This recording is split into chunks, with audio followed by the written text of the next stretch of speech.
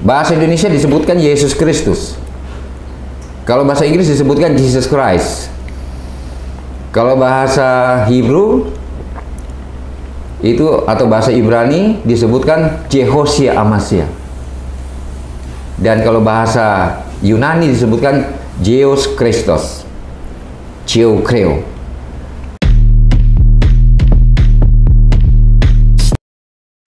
Shalom saudaraku, salam sejahtera di dalam kasih Kristus. Berjumpa lagi dengan saya. Didi Juli, kita akan belajar berapologetika bersama-sama di channel ini. Saudara-saudara kita Muslim itu memang keterlaluan mengagung-agungkan para mualaf ini ya.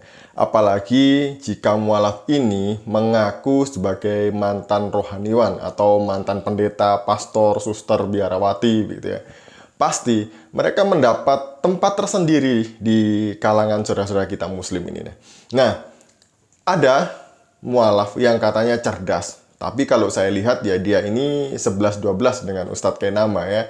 Dia dikatakan cerdas karena seringkali ngomong dalam video itu menggunakan bahasa asli. Terlebih nama-nama Yesus dalam bahasa asli. Ya, setahu saya dia hanya bisa nama-nama Yesus. Gitu aja ya bahasa aslinya. Tapi itu pun juga salah-salah. Nah ini loh katanya cerdas. Mari kita lihat tingkat kecerdasan mualaf yang katanya mantan pendeta berikut ini. Jadi bukan berarti sama. Karena dilihat dari namanya saja. Makanya dilihat dari namanya. Kalau kita gali nama daripada Yesus sendiri, itu kita akan ketemu ya dalam bahasa Ibrani dan juga dalam bahasa Yunani. Dan juga dalam bahasa Inggris, nggak apa-apa ya Ustadz ya? Iya, nggak apa-apa. Jadi, dan dalam bahasa Indonesia. Bahasa Indonesia disebutkan Yesus Kristus. Kalau bahasa Inggris disebutkan Jesus Christ. Kalau bahasa Hebrew itu atau bahasa Ibrani disebutkan Jehosia Amasia. Dan kalau bahasa Yunani disebutkan Zeus Christos, Kreo, Zeus Christos. Nah, sementara kalau kita melihat nama-nama ini, itu artinya bahwa sama ya, dia sama dengan, ya kan, dalam arti sama dengan Jehosia Amasia. Berarti siapakah yang sama dengan dia? Sama dengan siapa? Dengan Allah. Bukan berarti bahwa dia itu sama dengan penciptanya. Antara Jehosia Amasia dengan Jehovah itu adalah nama yang sangat berbeda. Tidak sama dan memiliki arti juga yang berbeda.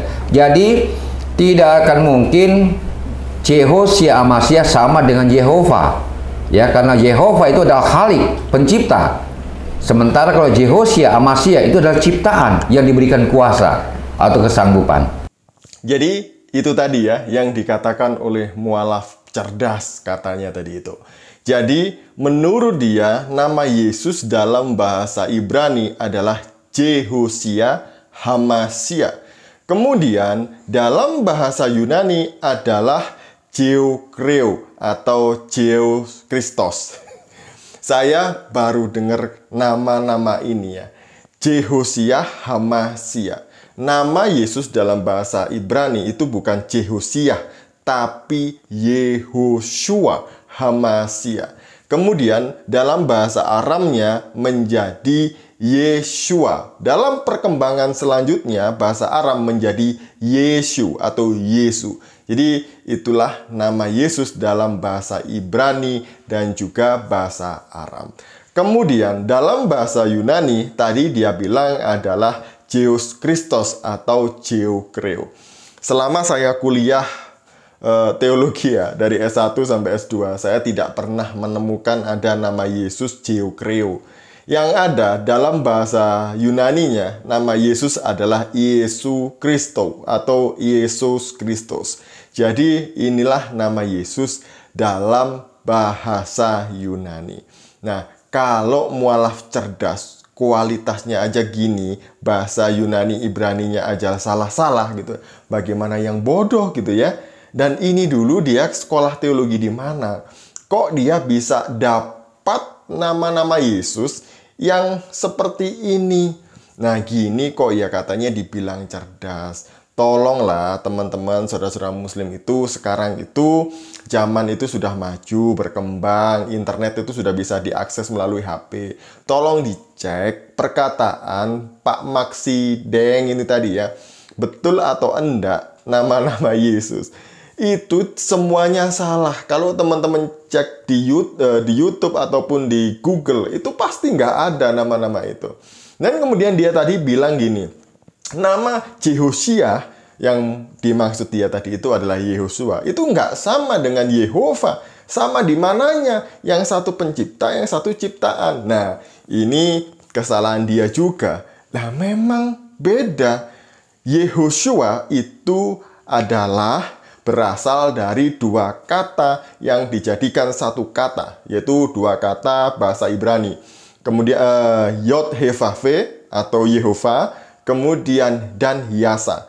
Tuhan, Adonai, Yasa artinya menyelamatkan. Jadi kata Yehosua artinya Tuhan menyelamatkan. Menyelamatkan siapa dan oleh siapa? Menyelamatkan manusia berdosa melalui Sang Putra, Sang Firman, yaitu Yesus Kristus. Sedangkan Yehova, ya nama diri dari Tuhan, Yod-Heh-Vah-Veh itu tadi. Jadi Tuhan menyelamatkan. Nah, kekeliruan selanjutnya adalah dia mengatakan bahwa Yesus adalah ciptaan. Nah, ini adalah paham dari bidat Arius nih, yang mengatakan Yesus ciptaan lebih rendah dari Bapa. Dia ini tidak pernah baca Alkitab ya. Kalau dia membaca di dalam Yohanes pasal yang pertama ayat 1-14, dia akan paham siapakah Yesus. Dia adalah Sang Firman yang sejak kekekalan sudah bersama-sama dengan Allah. Dan dia adalah Allah itu sendiri. Jadi, eksistensi Sang Firman itu tanpa batas waktu. Jadi dia tidak diciptakan. Jadi dia sudah ada sejak kekekalan, berada di dalam diri Allah yang kekal. Itulah Sang Firman. Sang Firman yang kekal yang ada di dalam diri Allah itu turun menjadi manusia dan disebut dengan Yesus. Dalam keadaannya sebagai manusia, Yesus punya dua kodrat atau kodrat ganda, yaitu ilahi, kemudian manusiawi. Nah, yang manusia ini ya memang ciptaan, tapi ilahinya kan tidak, gitu ya. Jadi ini kekal, gitu. Karena dia mengambil tubuh sebagai manusia, ya dia harus hidup sebagai manusia, dilahirkan dari rahim manusia. Tapi dia lahir berbeda dengan manusia pada umumnya.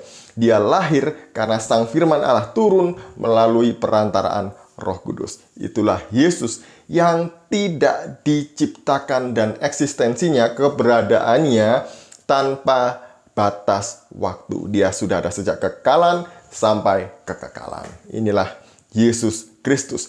Yehoshua HaMashiach, Yesus Kristus atau Yesus Kristus. Jadi nggak ada Jehokreo, nggak ada Jehosia.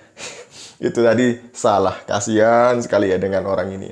Demikian yang dapat saya sampaikan. Semoga ini mencerahkan kita dan memberkati kita. Shalom, salam waras, Tuhan Yesus memberkati kita semuanya.